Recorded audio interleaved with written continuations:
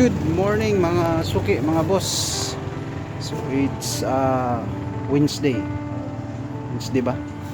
Wednesday, July 30. So may seminar ngayon sa Excellence doon sa Lapu-Lapu, no? Sponsored by Excellence and GM Poultry and Livestock Supply. So pupunta tayo doon mamaya. And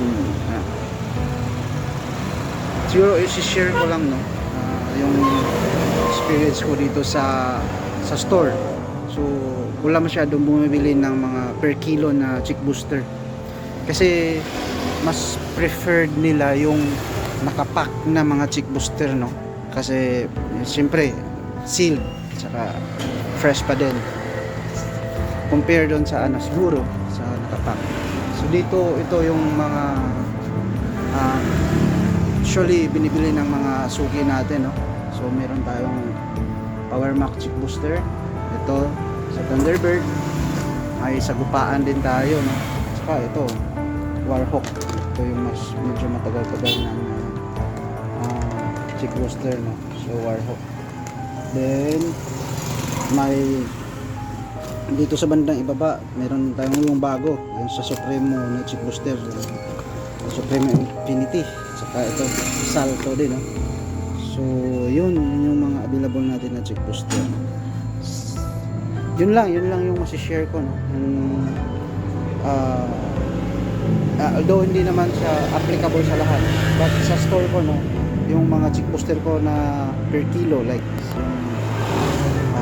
I'm not mention na lang ng brand, basta mas prefer nila pag naka-seal, nakapack.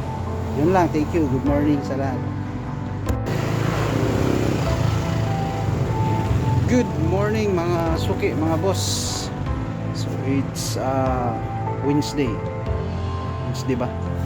Wednesday, July 30. So may seminar ngayon sa Excellence doon sa Lapu-Lapu, no? Sponsored by Excellence and GM Poultry and Livestock Supply. So pupunta tayo doon mamaya.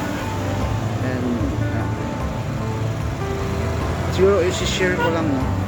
Yung experience ko dito sa store. So wala masyadong bumibili ng mga per kilo na chick booster kasi mas preferred nila yung nakapack na mga chick booster, no?